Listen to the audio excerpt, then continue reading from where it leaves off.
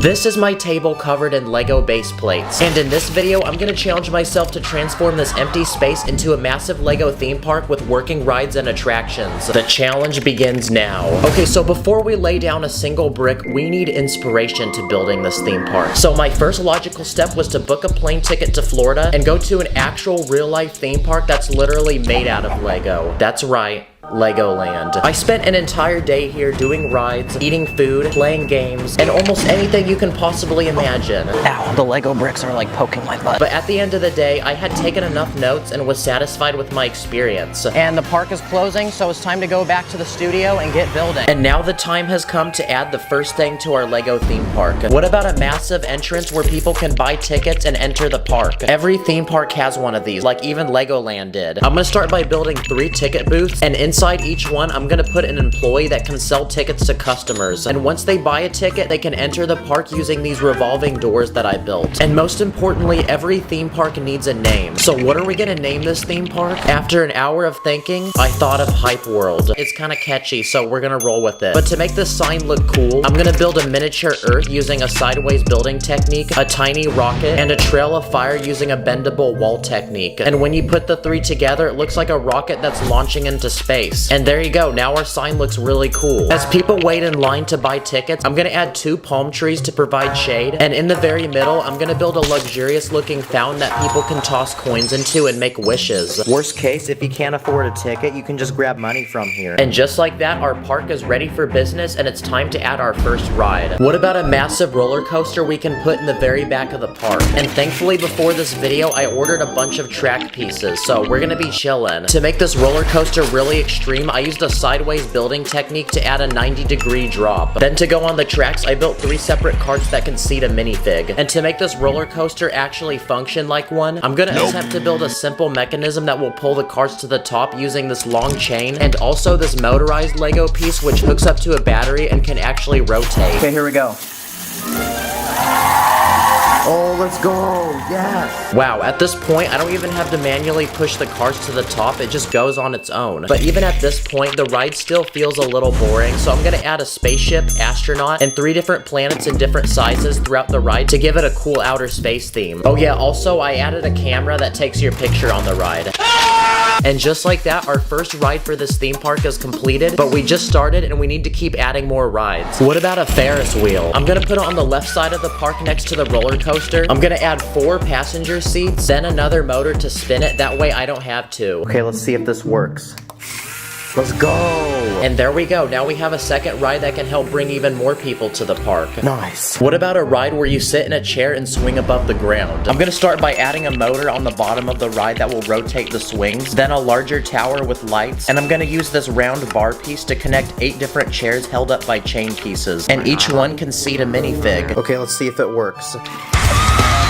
Okay, wow, that spins really fast, but at least it works. And at this point, we have enough rides to where we can open the park to customers. So it's time to speed build some minifigs.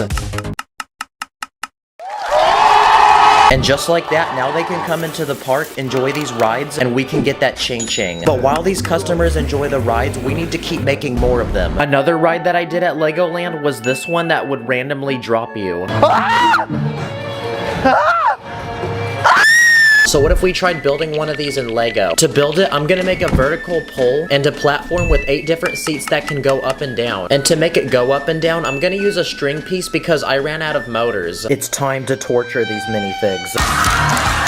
During my time at Legoland, I also remember going to one of the many food stands throughout the park and copping some delicious food. So what if we made a few to add to our Lego theme park? That way the people at this theme park can eat. This first one is a hot dog stand, so now people can be munching on some delicious glizzies. This second one is an ice cream stand with 4 different flavors of ice cream. And this final stand I'm gonna build sells hot and fresh popcorn. But the best part about theme park food is that we can make it extremely overpriced and get tons of money. And just like that, now we're super rich and we have enough money to build the next ride. At Legoland, there were also a lot of driving rides, like this one where you go on an African wildlife safari. Whoa, look, there's a lion. Yeah, I think I'm a little too old for this ride, honestly. So what if we tried adding a driving themed ride to this park, like bumper carts? Hey you, build this Lego set for me right now. I'm gonna start by building 3 different bumper carts that can seat 3 different minifigs. Then in this empty spot of the park, I'm gonna build a large arena where they can go to battle. Fight! And there we go, we have another ride down. Okay, I just realized ever since we opened those food carts, people are eating and then going on the ride and throwing up.